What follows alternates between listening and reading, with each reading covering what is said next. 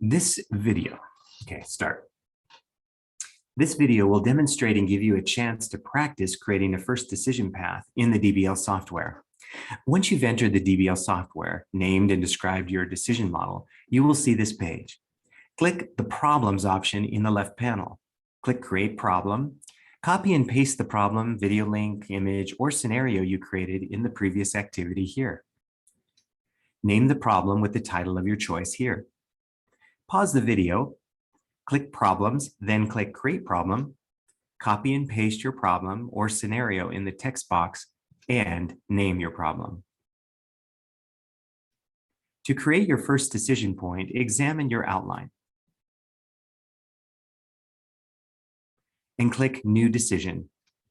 Type the first question or action from your outline, then click Save. Click the plus sign the same number of times as you have options in your outline under this question.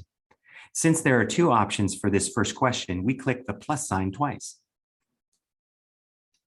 Click on the first box option, click the Edit button, type your first option from your outline, and click Save.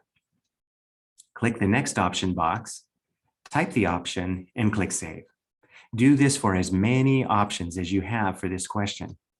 Make a mental or written note of the condition in the problem that was met for this to be the correct answer. For example, the word significant signals that a condition has been met for this problem to be considered inferential and not descriptive.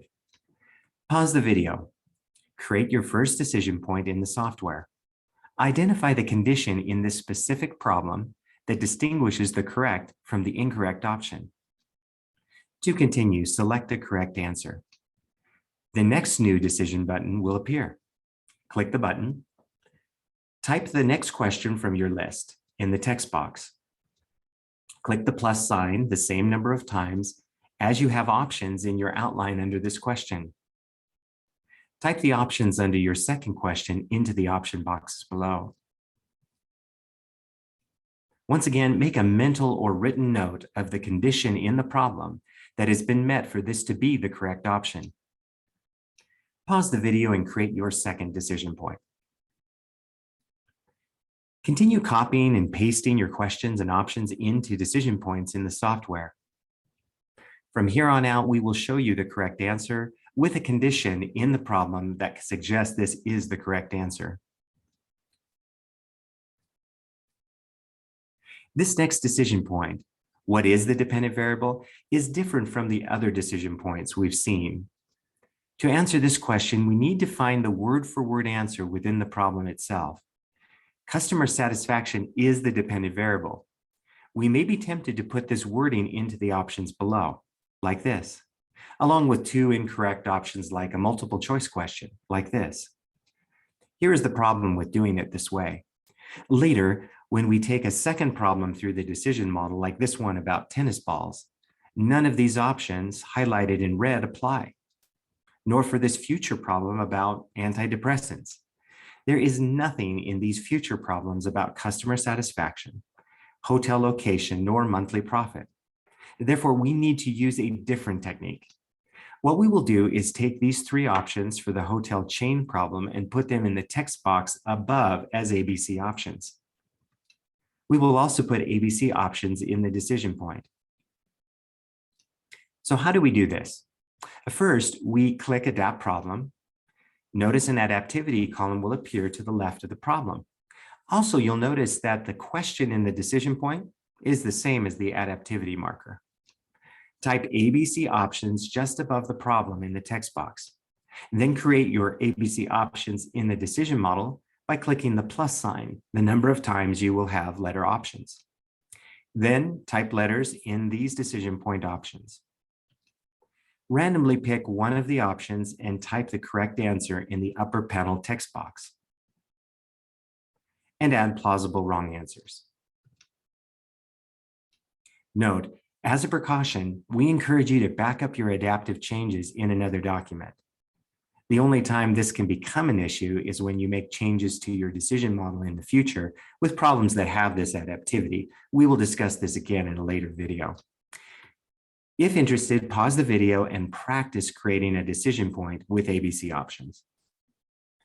To continue, click the correct answer, which in this case is option B. Click New Decision and add the next question from the list.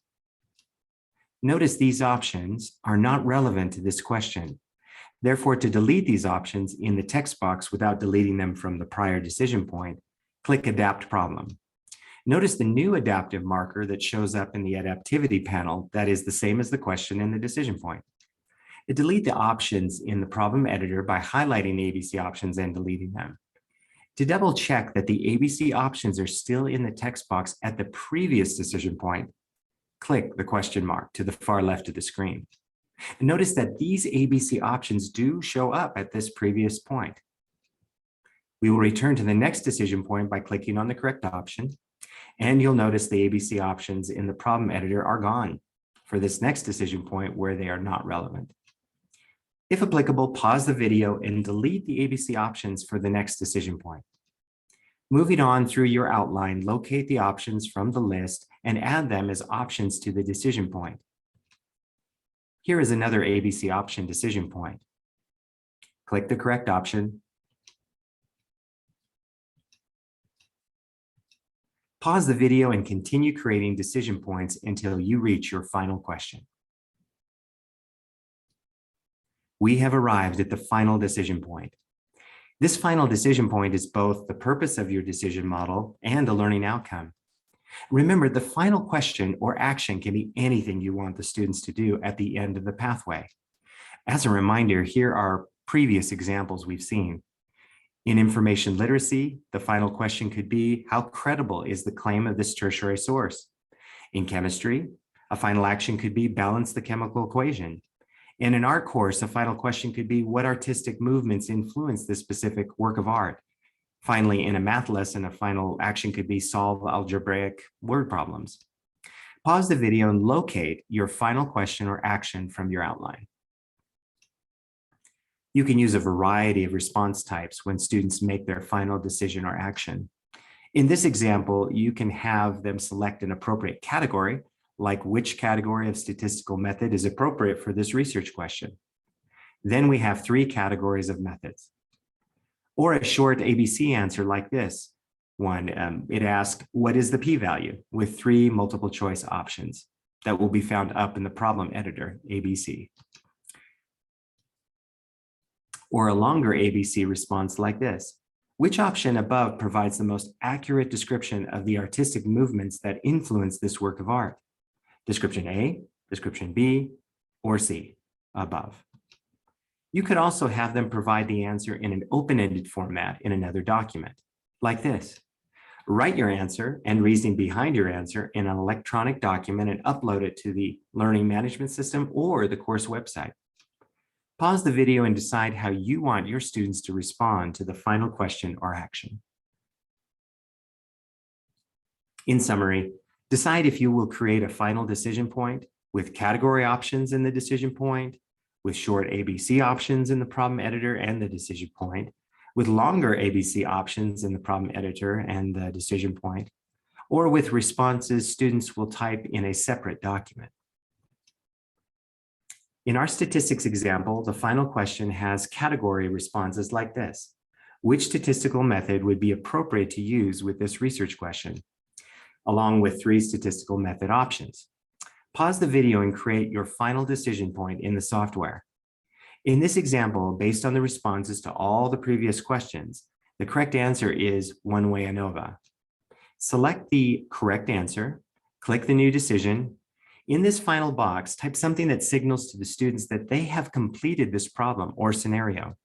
You might type something like, click here to see how you did, or click here to see if the answer and your reasoning are correct. Pause the video and create an endpoint with a concluding statement.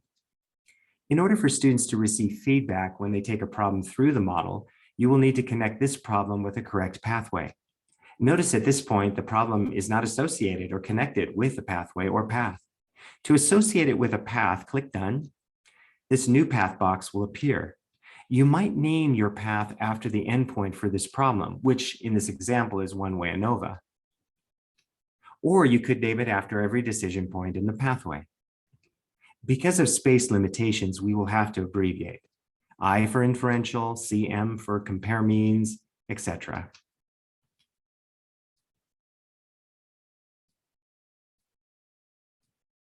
Here is the abbreviated string that represents this path for all problems that go through it. Click Save. Notice that this blue box now has the name of the pathway for this problem. By clicking on the down arrow, you can remove the path if necessary. Pause the video and name the path for your problem or scenario. Now that your problem is named and your path created, you are ready to save this problem or scenario. Your practice problem 1 is now in the problem bank, with this blue icon indicating that it is associated with a path. Here is what the student experience looks like. They read the problem, read the question in the decision model below, select their answer, and continue reading the questions and selecting the options until they arrive at the final answer. If they answer correctly, they will see this message. If they answer incorrectly, they will see this message with feedback options. When they reach the final answer, they'll click OK. The next video will show you how to create a second decision path on your way to completing your decision model.